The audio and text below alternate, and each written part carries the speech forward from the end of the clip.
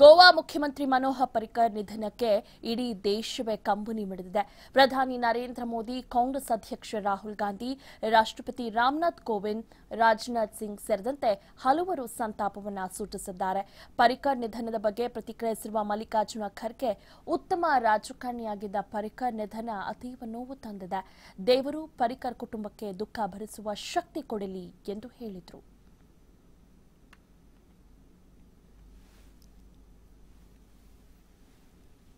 ಗೋವಾ ಮುಖ್ಯಮಂತ್ರಿಗಳು ನಿಧನ ಹೊಂದಿದ್ದಕ್ಕಾಗಿ ನಮ್ಮೆಲ್ಲರಿಗೂ ಕೂಡ ದುಃಖ ಆಗಿದೆ ಮತ್ತು ವಿಶೇಷವಾಗಿ ರಾಜಕೀಯದಲ್ಲಿ ಅವರು ಯಾವುದೇ ಪಕ್ಷದಲ್ಲಿರಲಿ, ಆದರೆ ಒಬ್ಬ ವ್ಯಕ್ತಿಯಾಗಿ ಭಾಳ ಪ್ರಾಮಾಣಿಕತೆಯಿಂದ ತನ್ನ ಕೆಲಸವನ್ನು ನಿಭಾಯಿಸ್ತಕ್ಕಂಥ ರಾಜಕೀಯ ಮುಖಂಡ ಅಂಥವನು ನಾವು ಕಳ್ಕೊಂಡಿದ್ದೇವೆ. ಅದರಿಂದ ಅವರ ಕುಟುಂಬಕ್ಕೆ ತುಂಬಲಾರದಷ್ಟು ನಷ್ಟ ಆಗಿದೆ. ದೇವರು ಆ ದುಃಖವನ್ನು ಸಹಿಸ್ತಕ್ಕಂಥ ಶಕ್ತಿ ಅವ್ರ ಕುಟುಂಬಕ್ಕೆ ಕೊಡಲಿ. ಅವರಿಗೆ ಆ ಒಂದು ನನ್ನ ಹೃತ್ಪೂರ್ವಕವಾದ ಶ್ರದ್ಧಾಂಜಲಿನೂ ಕೂಡ ನಾನು ಅವರಿಗೆ ಅರ್ಪಿಸ್ತೇನೆ. ಕಾರ್ಯಕ್ರಮದ ನಂತರ ತಾವು ಏನಾದರೂ ಅಲ್ಲಿ ಕಾರ್ಯಕ್ರಮದ ನಂತರ केंद्र में जब मंत्री थे तो प्रायः हम लोगों का मिलना होता था, अकेले भी साथ बैठना होता था, लेकिन बार बार वो कहते थे, पता नहीं क्यों हमारा गोवा और गोवावासियों के साथ एक अद्भुत लगाव है। मैं यहाँ पर अच्छी जिम्मेदारी निभा रहा हूँ, बखूबी मैं काम कर रहा हूँ, सब कुछ है, लेकिन पता नहीं क्यों मेरा मन बराबर गोवा में ही लगा रहता है। ये बराबर ಪರಿಕರ್ ವಿಧಿವಶ ಬೆನ್ನಲ್ಲೇ ಗೋವಾದಲ್ಲಿ ಕ್ಷಿಪ್ರ ರಾಜಕೀಯ ಬೆಳವಣಿಗೆಗಳು ನಡೆಯುತ್ತಿವೆ. ಈಗಾಗಲೇ ಸರ್ಕಾರಿ ರಚನೆಗೆ ಕಾಂಗ್ರೆಸ್ ಹಕ್ಕು ಮಂಡಿಸಿದೆ. ಇಂದು ಏನೆಲ್ಲ ಬೆಳವಣಿಗೆಗಳು ನಡೆದವು ನೋಡೋಣ ಬನ್ನಿ.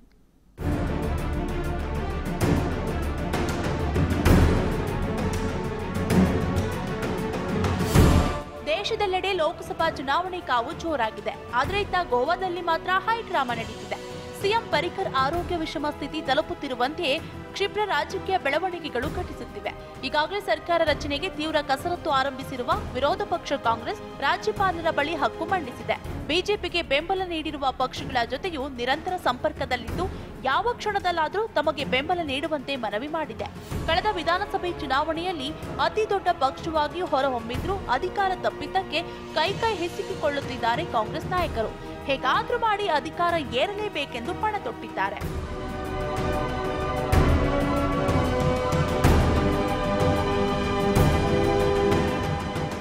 ಇತ್ತ ಸರ್ಕಾರ ರಕ್ಷಿಸಿಕೊಳ್ಳಲು ಬಿಜೆಪಿ ಪ್ರತಿತಂತ್ರ ರೂಪಿಸಿದೆ.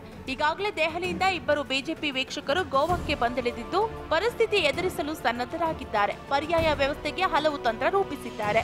ರಾಜ್ಯ ಬಿಟ್ಟು ಎಲ್ಲೂ ಹೊರ ಹೋಗದಂತೆ ತನ್ನ ಎಲ್ಲಾ ಶಾಸಕರಿಗೂ ಬಿಜೆಪಿ ಖಡಕ್ ಸೂಚನೆ ರವಾನಿಸಿದೆ. ಈ ನಡುವೆ ಇಂದು ಹೇಳಿಕೆ ಬಿಡುಗಡೆ ಮಾಡಿರುವ ಗೋವಾ ಬಿಜೆಪಿ, ರಾಜ್ಯ ಸರ್ಕಾರ ಸ್ಥಿರವಾಗಿದೆ, ರಾಜಕೀಯ ಸ್ಥಿತ್ಯಂತರ ಕುರಿತು ಪಕ್ಷ ಆಲೋಚಿಸುತ್ತಿದೆ, ಗಾಳಿ ಸುದ್ದಿ ನಂಬಬೇಡಿ ಅಂತ ಜನರಲ್ಲಿ ಮನವಿ ಮಾಡಿದೆ.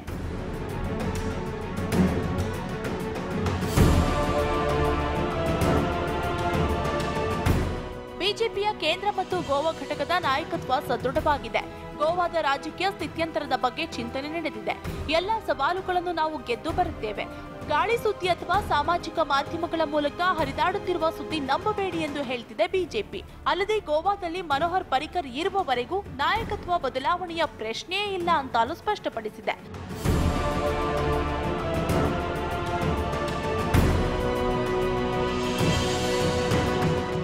ಆದ್ರೆ ಮೇಲ್ನೋಟಕ್ಕೆ ಹೀಗೆ ಹೇಳ್ತಿದ್ರು, ಒಳಗೊಳಗೆ ಪರಿಕರ್ ಜಾಗಕ್ಕೆ ಪರ್ಯಾಯ ನಾಯಕರ ಹುಡುಕಾಟ ಆರಂಭಿಸಿದೆ. ಕಾಂಗ್ರೆಸ್ನ ಹಿರಿಯ ಮುಖಂಡರು ಆದ ಗೋವಾ ಮಾಜಿ ಸಿಎಂ ದಿಗಂಬರ್ ಕಾಮತ್ಗೆ ಗಾಳ ಹಾಕಿದೆ. ಈಗಾಗಲೇ ದೆಹಲಿಯಲ್ಲಿ ಬೀಡು ಬಿಟ್ಟಿರುವ ಕಾಮತ್ ಕೇಂದ್ರದ ಬಿಜೆಪಿ ನಾಯಕರ ಜೊತೆ ಸಂಪರ್ಕದಲ್ಲಿದ್ದಾರೆ ಎಂದು ತಿಳಿದು ಬಂದಿದೆ. ಆದ್ರೆ ನಾನು ಎಲ್ಲೂ ಹೋಗಲ್ಲ, ಈಗಲೂ ಕಾಂಗ್ರೆಸ್ನಲ್ಲೇ ಇದ್ದೇನೆ ಎಂದು ಕಾಮತ್ ಸ್ಪಷ್ಟಪಡಿಸಿದ್ದಾರೆ. ಆದ್ರೆ ರಾಜಕೀಯದಲ್ಲಿ ಕೊನೆ ಕ್ಷಣದಲ್ಲಿ ಏನಾಗುತ್ತೋ ಹೇಳೋಕ್ಕಾಗಲ್ಲ.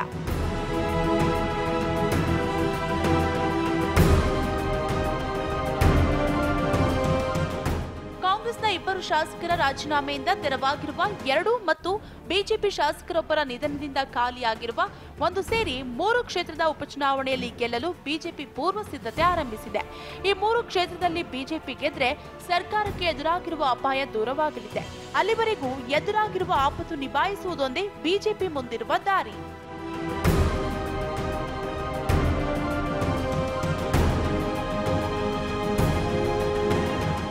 ಆದ್ರೆ ಕಾಂಗ್ರೆಸ್ ಮಾತ್ರ ಇದಕ್ಕೆ ಆಸ್ಪದ ಕೊಡ್ತಿಲ್ಲ. ಬಹುಮತ ಇಲ್ಲದ ಸರ್ಕಾರ ಯಾವುದೇ ಕಾರಣಕ್ಕೂ ಅಧಿಕಾರದಲ್ಲಿರಲು ಅರ್ಹ ಅಲ್ಲ.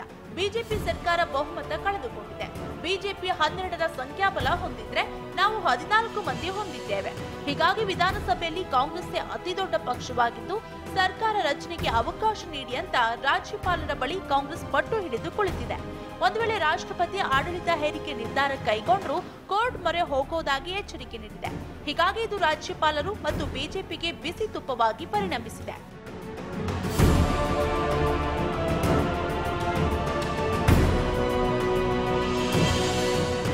ಗೋವಾ ವಿಧಾನಸಭೆಯಲ್ಲಿ 40 ಸ್ಥಾನಗಳಿವೆ. ಇದರಲ್ಲಿ ಕಾಂಗ್ರೆಸ್ ಬಲ 16 ಆಗಿತ್ತು. ಆದ್ರೆ 2 ಶಾಸಕರು ರಾಜೀನಾಮೆ ನೀಡಿದ ಕಾರಣ ಆ ಬಲ 14ಕ್ಕೆ ಕುಸಿದಿದೆ.